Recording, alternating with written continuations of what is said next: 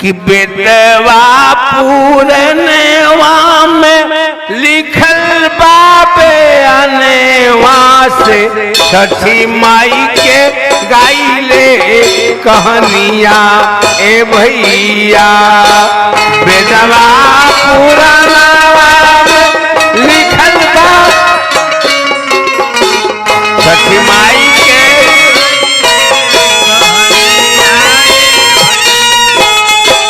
बेटवा पूरनवा में लिखल बाबे अनवा से छठी माई के गाइले कहानिया ए भैया।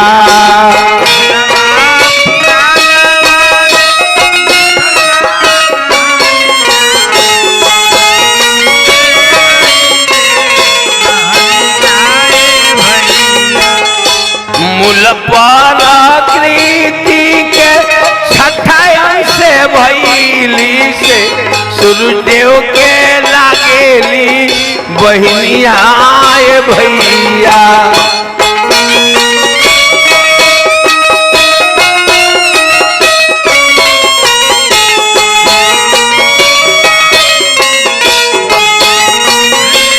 अरे मूल प्रकृति के छठाई से भैली से सूर्यदेव के लागेली बहिनिया ए भैया।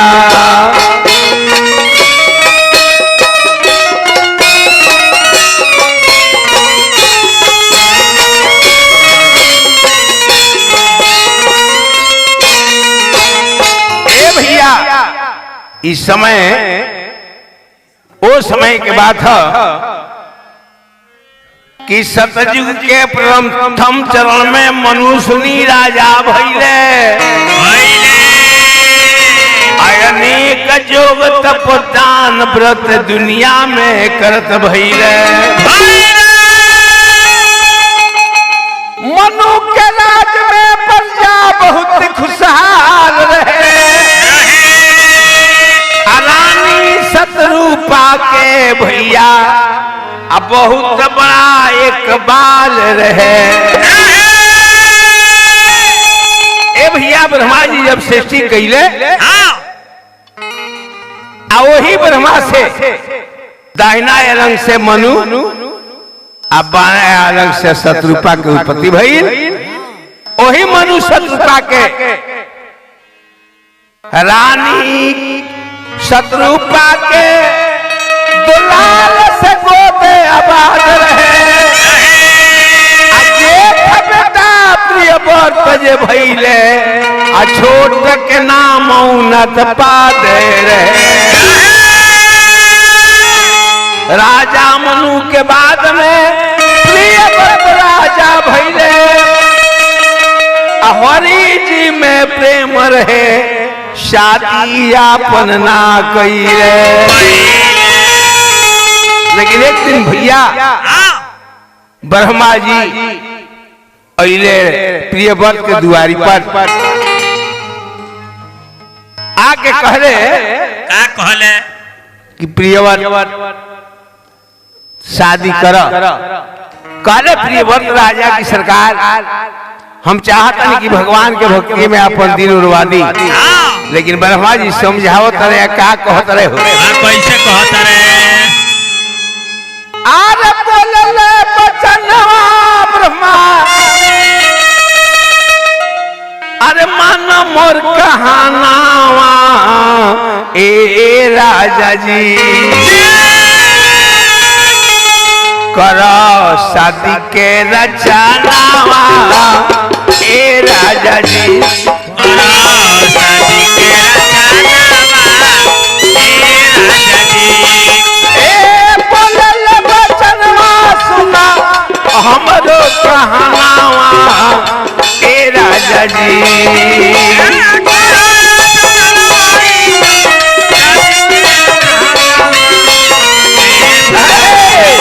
करो शादी के रचनावा ए राजा जी। करो शादी के रचनावा ए राजा जी। ए घरवा में ले आवा सुंदर जनानावा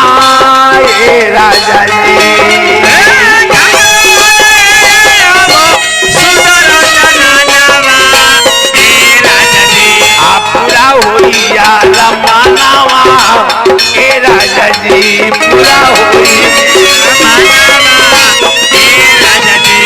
अरे कश्यप के बेटी जेकर मनली बना मामा ए राजा जी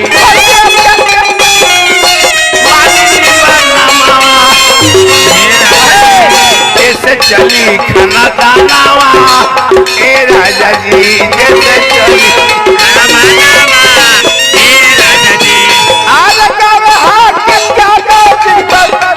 नमक का नवा ए राजा जी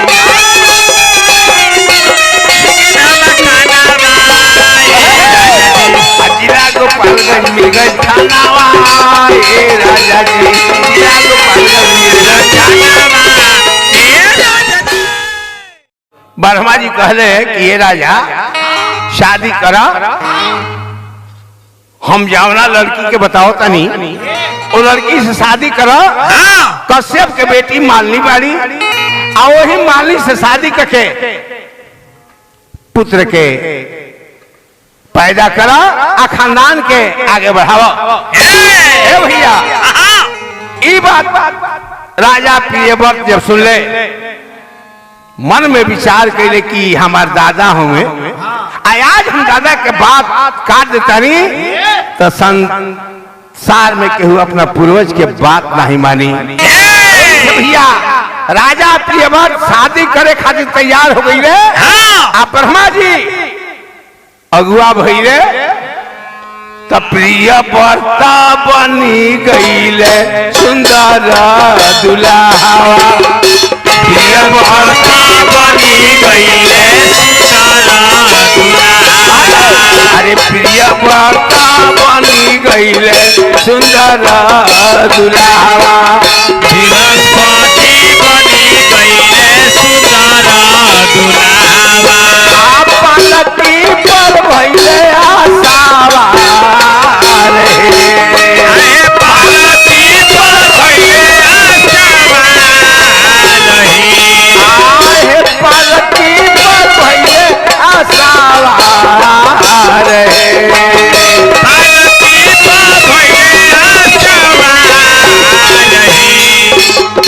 पलकी के आरी आरी उड़ेला पतकवा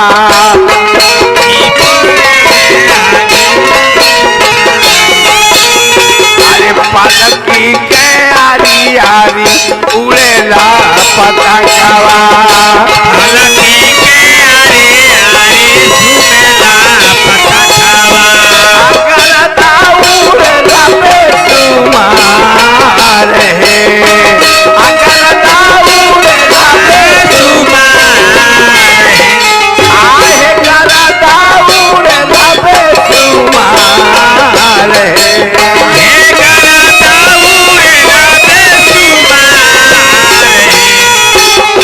कश्यप ऋषि बेटी कैले कन्या दानवा कश्यप ऋषि बेटी कैले अरे कश्यप ऋषि बेटी के कैले कन्या दानवा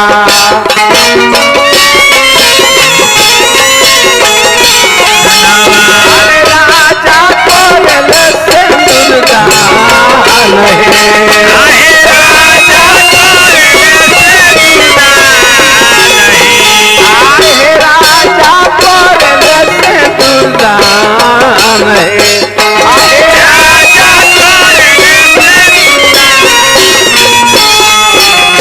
बड़ा धूमधाम से राजा प्रियव्रत बारात लेके गईले कश्यप ऋषि की आ कश्यप ऋषि के बेटी मालनी से शादी कैले आज जब शादी हो गई तय भैया बिहान भैया अरे दुल्हनिया लेके इले घरवा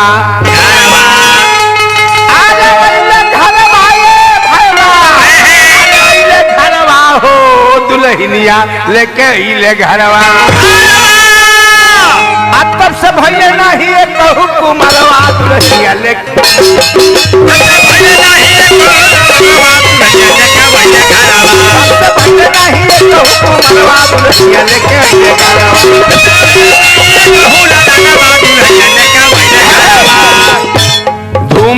धूमधाम से राजा देखी शादियां पन पीरे हो, शादियां पन पीरे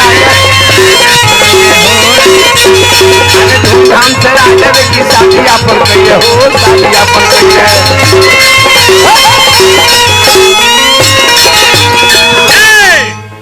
आज नहीं एगो लइका भइले अरे सुनबा दुअरवा दुल्हनिया लेके इले घरवा आपस भइले नहीं एक हुकुमरवा दुल्हनिया लेके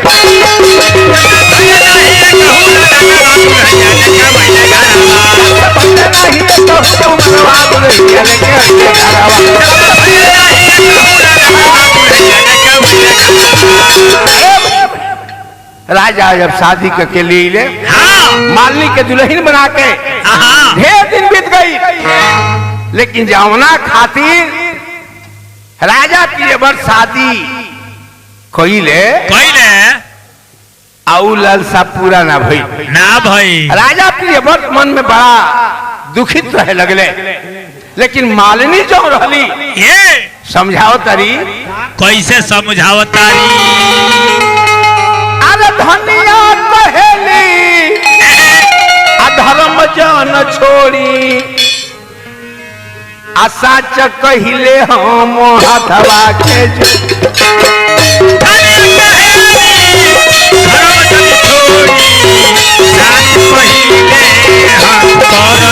धनिया कहेली धर्म जन छोड़ी साच कहिले हम हथवा के जोड़ी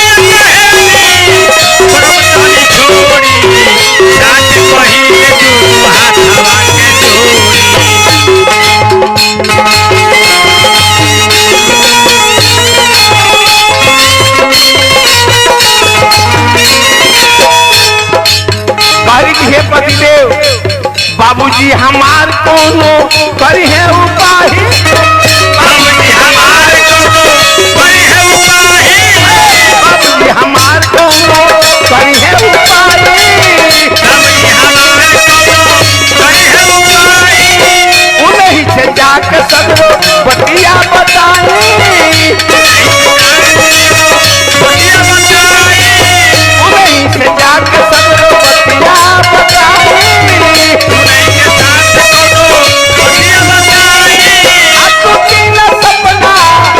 कहिले हम हथवा के जोड़ी साच कहिले हम हथवा के जोड़ी साच कहिले हम हथवा के जोड़ी साच कहिले हम हथवा कहली कि हे पतिदेव रउरा हमरा पिताजी के लगे जाई आ पिताजी से सारा अपन दुखड़ा बताई आ पिताजी कौन उपाय करे। राजा मनु अरे जाई कर धैले राजा मुनि के चरण जाई कर धैले राजा के चरण अरे जाई कर धैले राजा मुनि के चरणवा जाई कर धैले राजा मुनि के चरणवा अरे रोई रोई पहले पुकार हे रोई रोई पहले पुकार हे आए रोई रोई पहले पुकार हे रोई रोई पहले पुकार अरे बेटा बिना सुन लागे घरवा दुआरवा बेटा बिना सुने नहीं घरवा दुआरवा अरे बेटा बिना सुनला के घरवा दुआरवा बेटा बिना सुने नहीं घरवा दुआरवा पूरा करी लगता हमार हे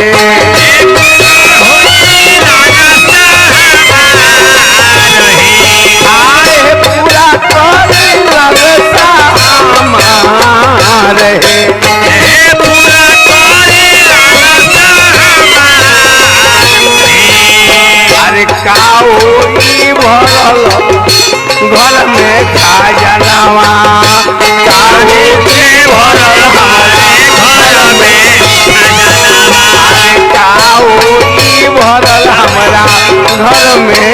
खजानवा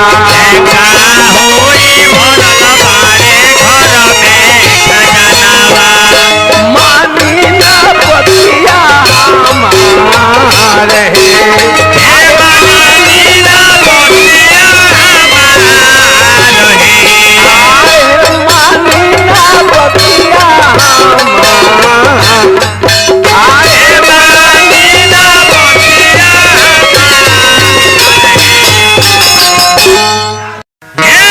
सब कुछ भरल बा लेकिन घर में एगो वंश नहीं खे तो सारा संपत्ति बेकार बा। कश्यप ऋषि कहले कि राजा चिंता कइला से कोनो काम ना होला। सब समय के अनुसार ए दुनिया में काम होखेला। हम उपाय बताओ तनी। चल जा राजा अपना नगर में साधु संत बुलावा सबका के बोला के राजा पुत्री जग कराओ। ए भैया ओ पुत्री जग से जरूर तारा बबुआ हुई है। कश्यप ऋषि के बात सुन के राजा प्रियव्रत लौट के नगर में अइले। साधु महात्मा संत के बुला के आप पुत्रेष्टि जग शुरू करवले। पुत्रेष्टि जग जब समाप्त भइल अगिन देव चरु लेके निकलले। कहले कि राजा ले जाके चरु अपना रानी के दे दो। राजा प्रियव्रत को चरु के लेके रानी के लगे पहुंचले। कहले कि रानी बुझा तक अब भाग खुल जाई हई अगिन देव के प्रसाद बा खा लो। ए भैया रानी मालनी चरु के खैली खैली तो का भइल गइल कुछ दिन बीत फरियाए लागल चित गइल कुछ दिन बीत फरियाए लागल चित। रानी देखल कि रानी गदराए लगल कि रानी गदराए लगली। राजा देखल कि रानी गदराए लगली। राजा देखल कि रानी गदराए लगली। देखल कि रानी गदराए लगली फल फूल खाए। रानी लगली मोटाए लगली फल फूल खाए। रानी लगली मोटाए लागल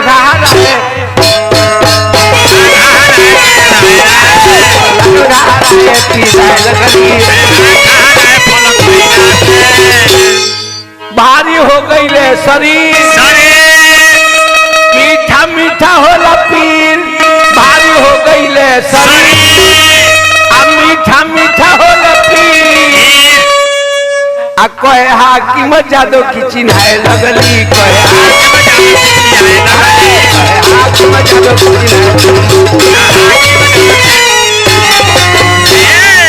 भैया लेकिन समय आई रानी मालनी के एगो पुत्र भइल।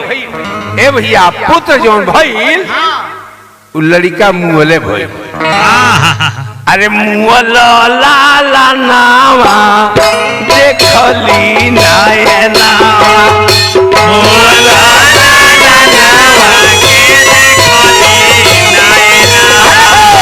मुँहले लाला नावा जब देखली नायनावा।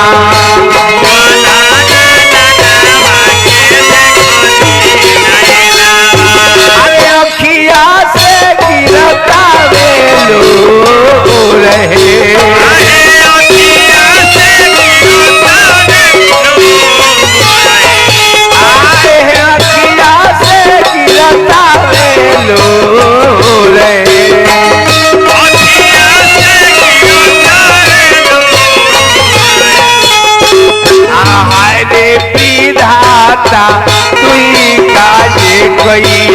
हाय रे विधाता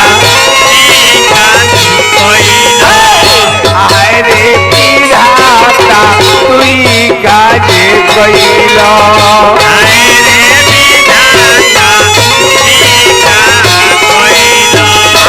थल थल कापतावे गोड़े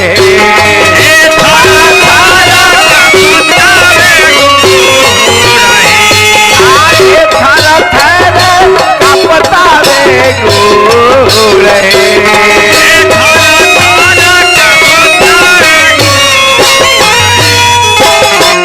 भैया खबर जब गई राजा प्रियव्रत के लगे आ प्रियव्रत राजा जब अइले अब मरले लड़का जब देखले तो रानी के समझाओ तर की रानी भगवान के यह मर्जी रहल ऐसे रोला से कुछ होखे वाला बाना है राजा कहले की रानी कम से कम ले चल के लड़का के श्मशान घाट में दाह संस्कार कर देवे के ए भैया राजा प्रियव्रत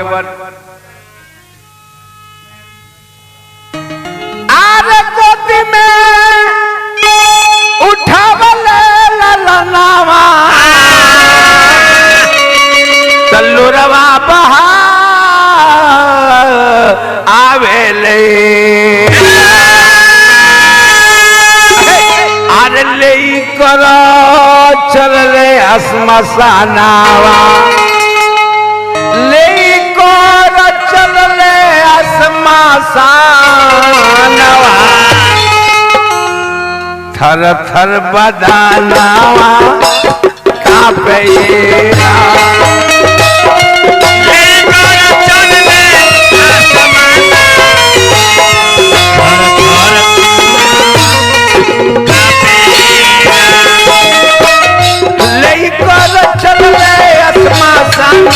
थर थर बदानावा कांपे